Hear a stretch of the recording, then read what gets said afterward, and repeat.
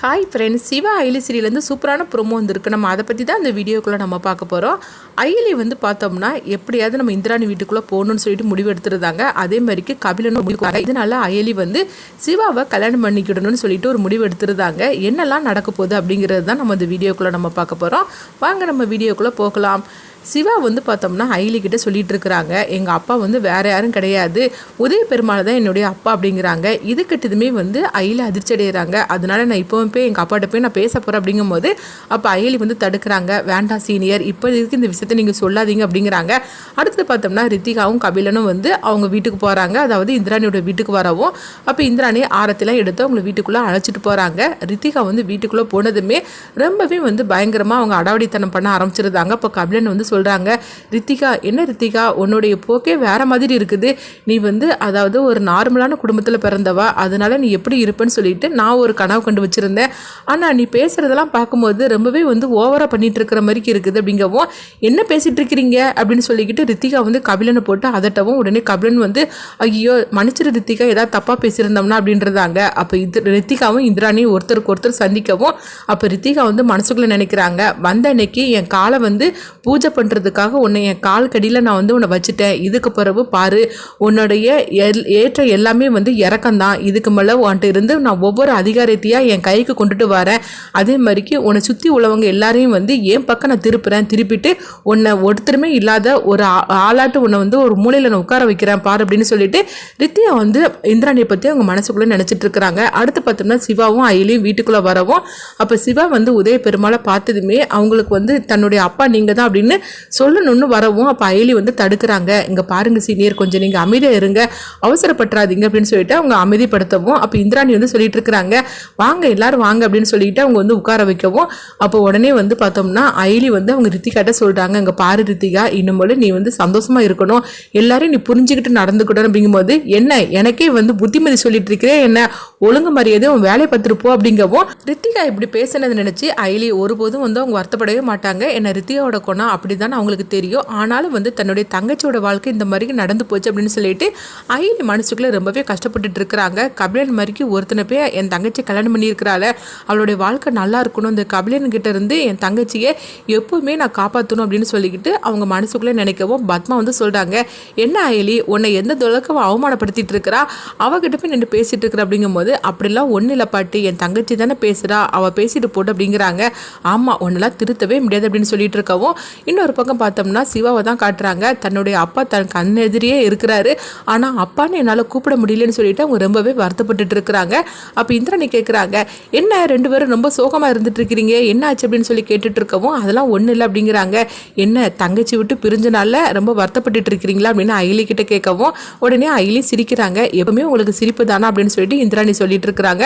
அடுத்தவங்க பார்த்தோம்னா சரி நாங்கள் கிளம்புறோம் அப்படின்னு சொல்லிட்டு எல்லாருமே கிளம்பவும் அப்போ ரித்திகா அவங்க ஜமுனா சொல்லிட்டு இருக்கிறாங்க, இங்கே பாரு ரித்திகா, கொஞ்சம் நீ அமைதியாக இரு, இந்திராணி கிட்ட இந்த மாதிரிலாம் எடுத்தெறிஞ்சு நடந்துகிட்டு இருக்காத, என்ன இருந்தாலும் சரிதான், இந்த குடும்பத்துக்கு எல்லாமே இந்திராணி தான், அதனால அவகிட்ட நீ பகைச்சிக்காது அப்படிங்கவும் அப்போ ரித்திகா சொல்கிறாங்க, அம்மா நீ பாட்டுக்கு பேசாமல் போறியா, யாருக்கிட்ட எப்படி எப்படி நடந்துக்கிடணும்னு எனக்கு தெரியுமா அப்படின்னு சொல்லவும் இங்கே பாரு நீ கொஞ்சம் பார்த்து எடுத்து இருந்துக்கோ அப்படின்னு சொல்லிட்டு அவங்க ஜமுனா செல்லம்மா எல்லாருமே அங்கேருந்து கிளம்பி போகிறாங்க. அடுத்து இங்கே பார்த்தோம்னா சிவாவை தான் காட்டுறாங்க. சிவா எப்படியாவது நம்ம அப்பாவை போய் பார்த்து சந்திச்சு நம்ம நடந்த உண்மையை சொல்லிட வேண்டியதான், வீட்டுக்கு போனாதானே எல்லாரையும் நம்ம பார்ப்போம், அவர் ஆபீஸில் இருப்பார்ல அங்கே போய் நம்ம சொல்லிட வேண்டியதான் அப்படின்னு சிவா பார்த்தோம்னா அடுத்த நாள் அவங்க உதய பெருமாளை பார்க்கறதுக்காக அவங்க ஆபீஸ்க்கு வராங்க. அப்போ சிவாவை பார்த்ததுமே உதய பெருமாள் வா சிவா என்ன பார்க்கறதுக்கு இந்த இடத்துல இங்கே வந்திருக்கிற அப்படின்னு சொல்லி கேட்கவும் உடனே சிவா சொல்கிறாங்க, எங்கே பாருங்க என்னுடைய அப்பா நீங்கள் தான் அப்படிங்கிறாங்க. இதை கட்டதுமே உதய பெருமாள் அதிர்ச்சி அடைகிறாங்க. என்ன சிவா நீ பாட்டுக்கு இந்த மாதிரிக்கு என்னென்னமோ பேசிகிட்டு இருக்கிற, என்ன உளறிட்டு இருக்கிற அப்படிங்கும் போது நீங்கள் கைவிரலில் போட்டிருக்கிறீங்களா மோதிரம், இது எங்கள் அப்பா போட்ட மோதிரம் தான், அதை வச்சு தான் நான் உங்களை கண்டுபிடிச்சேன் எங்கள் அப்பான்னு சொல்லிட்டு அப்படிங்கவும் இதை கட்டதுமே அவர் அதிர்ச்சி அடைகிறாரு. என்ன இந்த மோதிரம் போட்டவங்க எல்லாம் உன்னுடைய அப்பாவாயிர முடியுமா அப்படின்னு சொல்லவும் சொல்லவும் நீ என்ன பேசிகிட்டு இருக்கிற அப்படின்னு சொல்லிக்கிட்டு உடனே வந்து சிவா வந்து கோவப்பட ஆரம்பிச்சிருந்தாங்க. எங்கள் பாரு தேவையில்லாமல் அந்த மாதிரிலாம் நீ பேசிகிட்டு இருக்காது அப்படிங்கும்போது என்னை ஏமாத்தாதீங்க, நீங்கள் தான் எங்கள் அப்பா எங்கள் அம்மாவோட ஃபோட்டோவில் நீங்கள் இருந்தது, இந்த விரல இந்த மோதிரம் போட்டிருந்தது அது எல்லாமே எனக்கு தெரியும். ஆனால் என்னது அதில் வந்து உங்கள் முகம் தான் எனக்கு தெரியல, அதனால தான் அந்த மோதிரத்தை வச்சு நான் உங்களை கண்டுபிடிச்சேன். எங்கள் அம்மா உனக்கு தெரியாதா என்ன, எங்கள் அம்மாவை ஏமாற்றி என்னை விட்டுட்டு போனீங்களே, அப்படி இருக்கும்போது இப்போ என்னென்னா நான் வந்திருக்கிறேன், இப்போவே நீங்கள் இந்த மாதிரிக்கு பேசிகிட்டு இருக்கிறீங்களா அப்படின்னு சொல்லி கேட்கவும் உடனே வந்து அவர் சொல்கிறாரு, எங்கள் பாரு தேவையில்லாமல் அந்த மாதிரிக்கெலாம் வந்து என்னை அசிங்கப்படுத்திட்டு இருக்காது அப்படின்னு சொல்லவும் இவங்க ரெண்டருக்குள்ள ஒரு வாக்குவாதம் ஏற்பட்டு இருக்கும்போதே உடனே பார்த்தோம்னா உதய பெருமாள் வந்து செக்யூரிட்டியை கூப்பிடுறாங்க. உடனே அவங்களும் அங்கேருந்து வராங்க. வந்ததுமே இவனை வெளியே அழைச்சிட்டு போ அப்படின்னு சொல்லிக்கிட்டு அவங்க கோபத்தோட சொல்லவும் அப்போ சிவா வந்து அவர் சட்டையை பிடிச்சிருந்தாரு. நீ தான் என்னுடைய அப்பா எல்லாருக்கும் சொல்லு அப்படின்னு சொல்லிட்டு இருக்கும் போதே அப்போ அங்கே இந்திராணி வந்துருந்தாங்க. என்ன சிவா என்ன ஆச்சு, இது உங்களுடைய சத்தம் அங்கே வரை கேட்குது, என்ன ஆச்சு அப்படின்னு சொல்லிக்கிட்டு சிவாவை வந்து வெளியே அழைச்சிட்டு வராங்க. அப்போ வந்து இந்திராணி கிட்ட அவங்க உதய பெருமாள் சொல்கிறாங்க, இவனை வெளியே அழைச்சிட்டு போமா, இவன் என்னென்னமோ சொல்லிட்டு இருக்கிறான் அப்படிங்கவும் அப்போ இந்திராணிக்கு என்ன நடக்குதுன்னே தெரியல, ஆனால் ஏதோ தப்பு நடக்கிற மாதிரி இருக்குது அப்படின்னு சொல்லிட்டு இந்திராணி பார்த்தோம்னா சிவாவை வெளியே அழைச்சிட்டு வராங்க. அப்போ வந்து இவனை வந்து வெளியே தள்ளுங்க அப்படின்னு இந்திராணி கோபத்தோட சொல்லவும் சிவா வந்து எவ்வளவோ இந்திராணி கிட்ட சொல்கிறதுக்காக வராங்க. ஆனால் இந்திராணி அது கேட்குற நிலமையில இல்லை, அவங்கள வெளியே பிடிச்சி தள்ளி விட்டுறவும் அப்போ இந்திராணி வந்து பார்த்தோம்னா உதய பெருமாள்கிட்ட வந்து கேட்குறாங்க, என்னாச்சு சித்தப்பா, எதுக்காக சிவா இந்த மாதிரிலாம் நடந்துக்கிட்டா அப்படிங்கும்போது அவன் ஏதோ உளறிட்டு இருக்காமா அப்படின்னு சொல்லிக்கிட்டு அவர் இப்படியே சொல்லி சமாளிச்சிருந்தாரு. அடுத்தவங்க பார்த்தோம்னா சிவா வந்து அவங்க அழுதுகிட்டே நேராக அவங்க வீட்டுக்கு வராங்க. இன்னொரு பக்கம் இங்கே பார்த்தோம்னா அயலியை தான் காட்டுறாங்க. அப்போ அயலி வந்து சிவா பார்க்க வரும்போது சிவா வந்து கண்கலங்கி அழுதுட்டு இருக்கிறாரு. அதாவது எங்கள் அப்பாவை போய் நான் சந்தித்தேன், நீங்கள் தான் எங்கள் அப்பான்னு நான் சொன்னேன், ஆனால் அவர் என்னை இந்த மாதிரிக்கெலாம் அவமானப்படுத்திட்டாரு அப்படின்னு சொல்லும் போது அதுக்காக நான் அமைதியாக இருந்துட மாட்டேன், அவர் தான் எங்கள் அப்பான்னு சொல்லிட்டு நான் நிரூபிப்பேன், அதுக்கு எப்படியாவது நான் அவர் வீட்டுக்கு நான் போய் ஆகணும் அப்படிங்கிறாங்க. இன்னொரு பக்கம் பார்த்தோம்னா அயலியை தான் காட்டுறாங்க.